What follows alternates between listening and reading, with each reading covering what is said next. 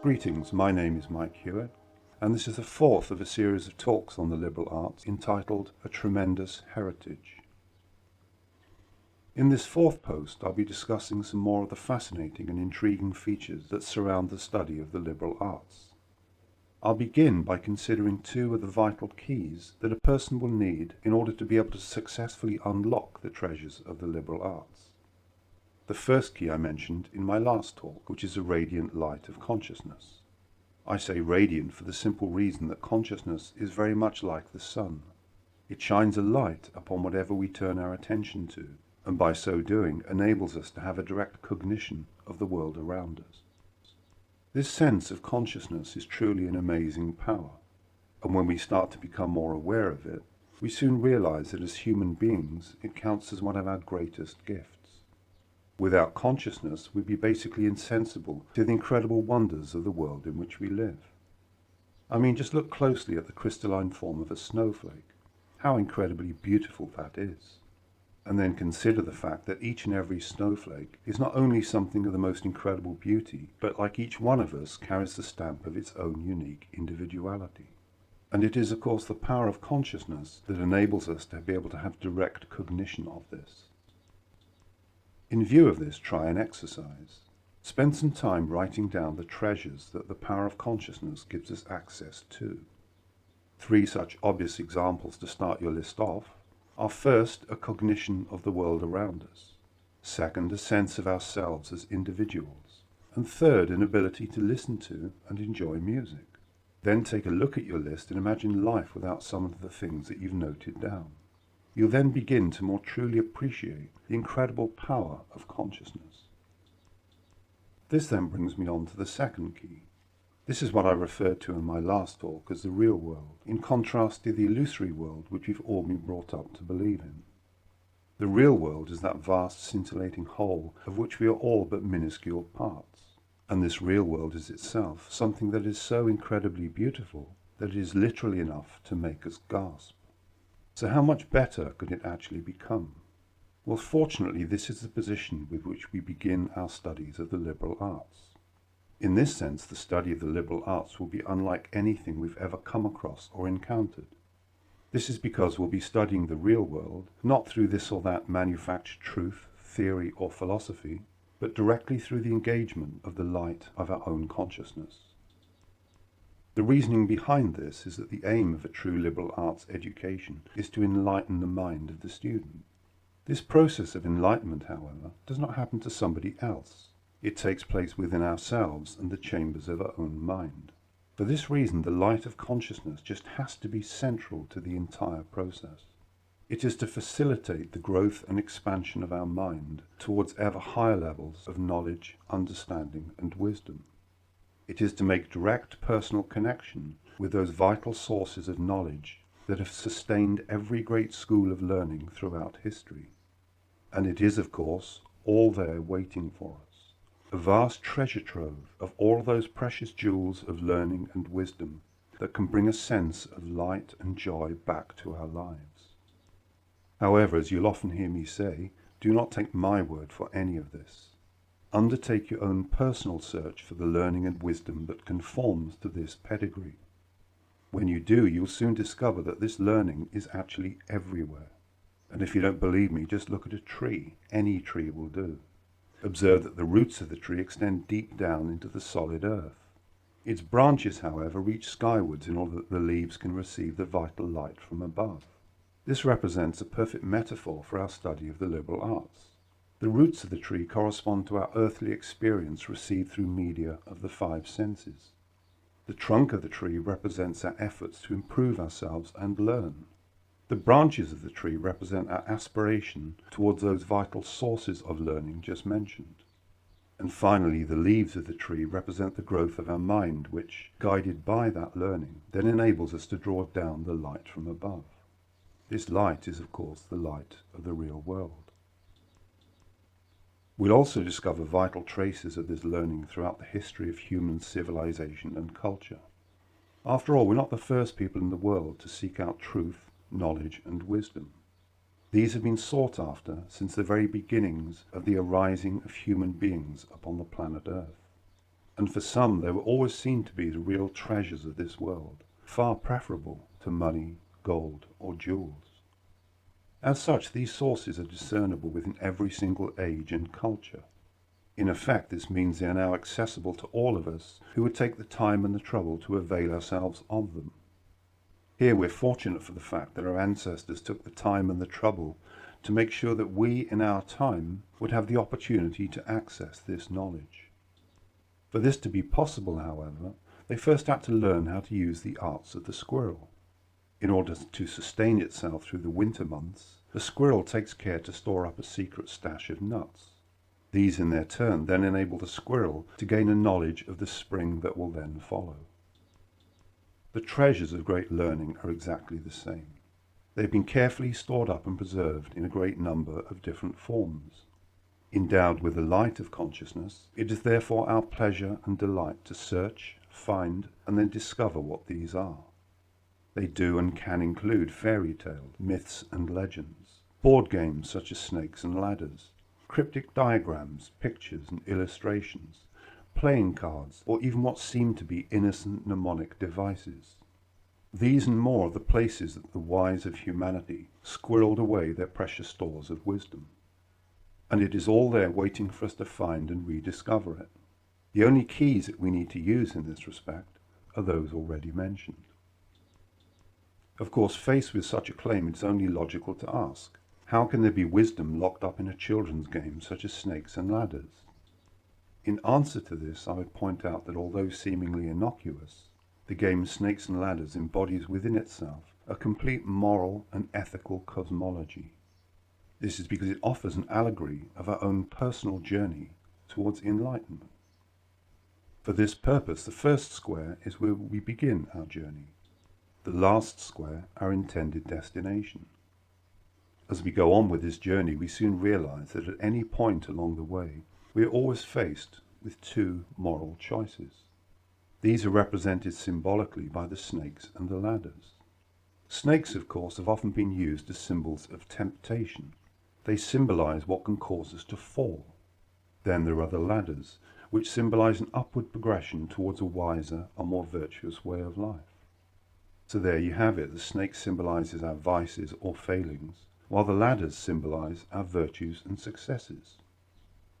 My point in mentioning this game is that a lot of the wisdom we might have been looking for is and always has been directly in front of our own noses. It is just that in the main we've allowed ourselves to fall asleep to the fact. When we do, however, begin to wake up, we then discover that an incredible path of learning awaits us, a path about which our ancestors actually knew a great deal. We do need to realize, however, that this knowledge carries its own inbuilt protection, which each of us must learn to overcome. This lies in the fact that we will never discover this knowledge for ourselves until we wake up and learn to take an active part in its inquisition. This means taking nothing for granted, being ever alert, and actively seeking for the sources of learning that we need. Towards this end, try another exercise. A great deal of this aggregated wisdom has been stored and preserved in various forms.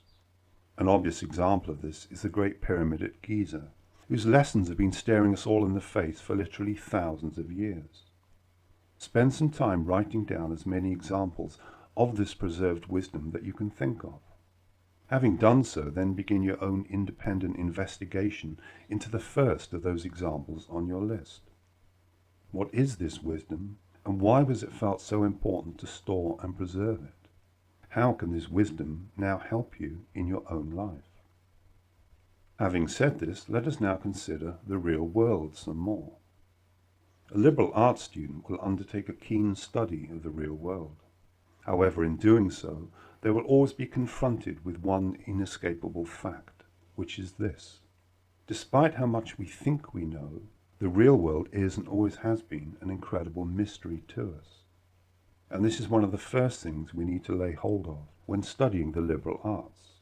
We are all faced with what is in effect an incredible phantasmagoric mystery. Of course, compared to the people of, say, ancient Greece, we do now know a lot more about the real world. We know that the world does not revolve around the sphere of the earth as was formerly thought. We also know that the dimensions of the real world are infinitely greater than our ancestors could ever have perhaps imagined. However, despite these advances in our knowledge, nobody could seriously assert that the mystery of the world has thereby been solved.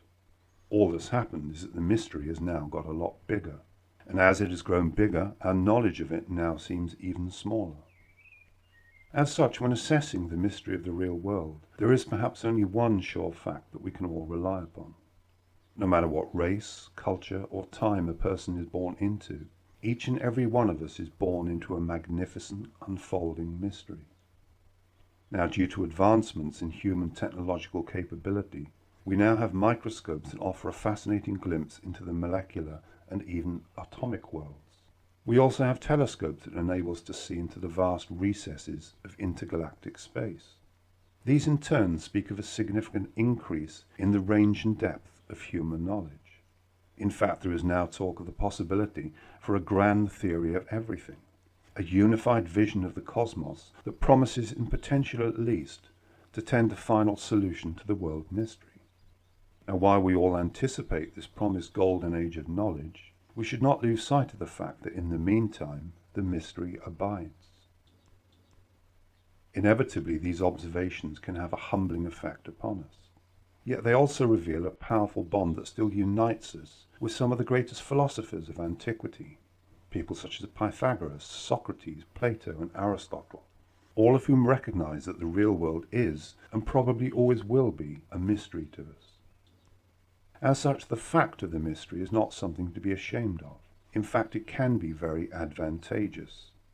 For a start, we're provided with a much-needed panacea against all forms of fundamentalism, whether religious, scientific, or political. Invariably based upon claims of absolute infallible knowledge, the possibilities for this are of course rampant. We need only look in our human history to see the horrors that have been inflicted upon human beings in the name of such absolutes. Recognizing this mystery also offers a spur towards ever greater knowledge. Realizing how little we know makes us then realize how much there is yet to know. Giving the much needed room for our mind and consciousness to expand, we then find ourselves awakening to the reality of a completely new world, a world that is forever fresh, vibrant, alive, and literally bursting with new possibilities. This in turn gives our mind access to an inexhaustible supply of inspirational creative energy, which is possible to connect to at any moment. The trees of the forest, the flowers of the field, the stream that runs down the mountains, or the arrival of the sun at the dawn of a new day, are all parts of this great shimmering mystery in which we find ourselves, a mystery which is as old and fresh as time itself. Once we come to accept that the real world is a mystery, life actually becomes much easier. We can stop pretending to ourselves that really we do know. This in turn enables us to do away with what is probably one of the most destructive myths that has ever been created. This is the myth of control. According to this myth, we are meant to be the masters, rulers, and conquerors of the world, for which Mother Nature is nothing but the drum upon which we hammer out the rhythm of our conquest. And as the people of society, we are all supposed to march in perfect lockstep to its insane rhythm. However, when faced with the reality of the world mystery, the myth of control soon collapses. How can we exert our control upon a world that in all likelihood is infinite and eternal? How can we be the conquerors of a world which we know virtually nothing about? Clearly it's time to give up on this illusion of control, and as we do so, return to that inquisitive state that many of us enjoyed as children. Back then we all lived in and as a part of the real world. As such, a world was not only full of mystery, it was also very strange. Think back to the strangeness of learning about the humps on a camel, or the elephant with that long trunk for a nose. Or how about the strangeness of eating, stuffing things into a hole in our face? What could be stranger? We could not have invented any of this even if we tried. The real world is and can be strange, but it is within this strangeness that a lot of its charm and freshness lies. Consequently, to reduce the world and everything in it to a known quantity just to be able to control it accomplishes only one thing. It kills off the mystery of the world. And as this mystery extends to probably 99% of it, this then leads to a catastrophic loss of all sense of reality, accompanied by the closing off and dulling of our mind and senses. The mystery then becomes forgotten, and as a consequence the world then loses its sparkle, colour and magic. The fact is that the real world is not going anywhere. It has always been there and always will be. Knowing this, we then become free to begin participating in the world mystery again, like eager, inquisitive children. And rather than trying to control the world, instead we can learn to become one with it, and by doing so, re-find ourselves as a part of the great harmony of the infinite and eternal whole. When facing up to the mystery of the real world, however, we do need to take some care. We cannot just rush into it. This is because most of us have been brought up in almost complete obliviousness to the real world. And in its place, we've all been spoon-fed the illusion of certainties. Consequently, when we allow our mind to expand beyond the limits of the illusory world that had formerly held our mind captive, it can be rather unnerving. For we are then confronted with the mystery of the all, the absolute, that vast whole which embraces everything of which we are a part. Although unnerving, there is encouragement to be gained from the fact that the human body already works as a part of the real world, as indeed do all of its various systems. Any problems we have relating to the real world, therefore, lie not with our body, but with the distorted screens of perception of a mind that is no longer in proper alignment with the real world. An important part of this is the Cartesian split, based on Descartes' famous axiom, I think and therefore I am.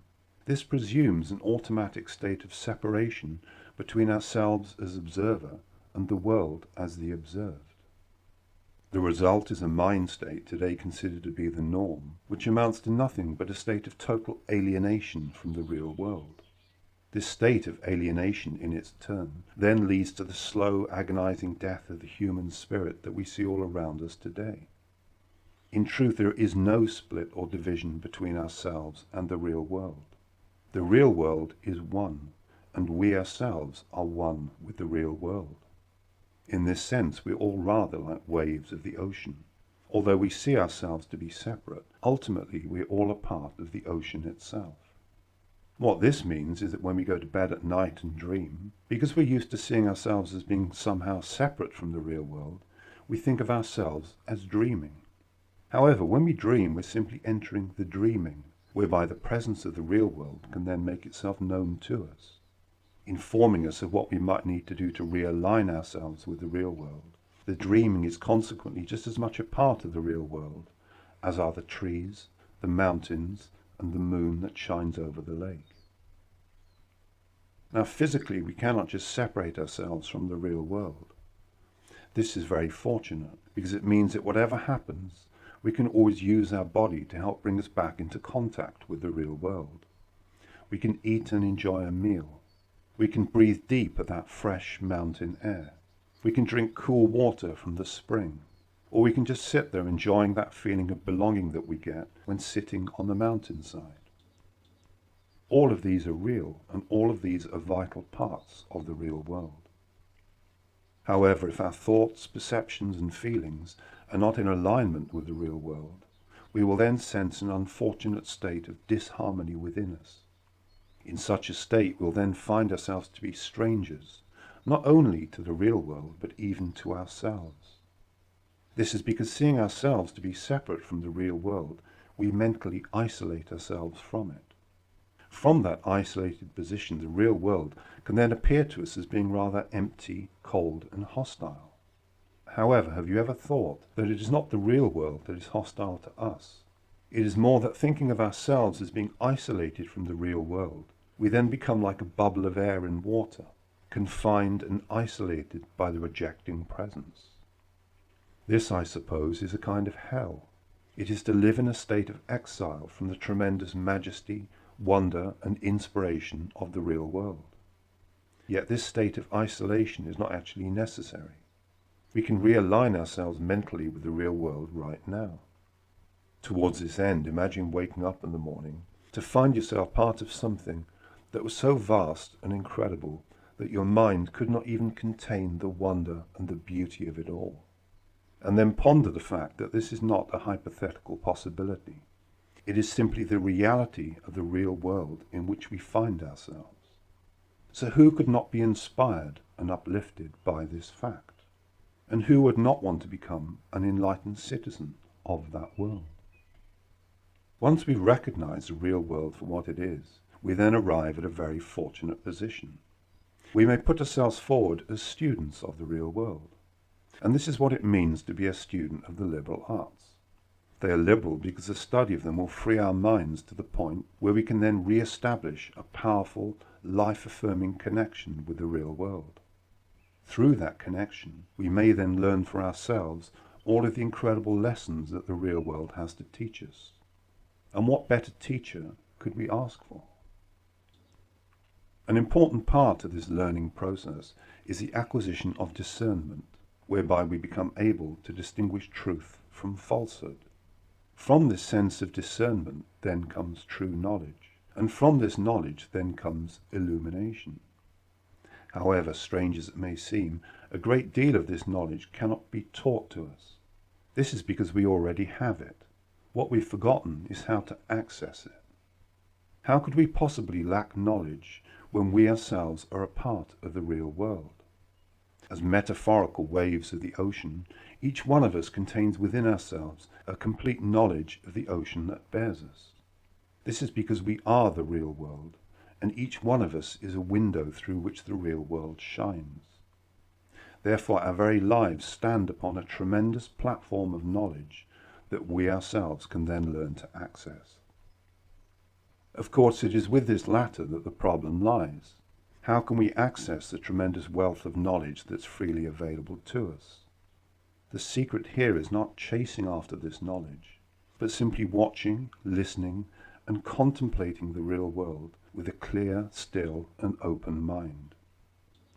If we can learn to do this, we will then begin re-establishing a mental connection with the real world again.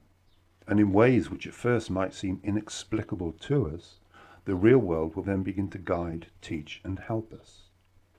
As a result, we then find ourselves beginning to awaken to the tremendous wealth of knowledge that is already within us.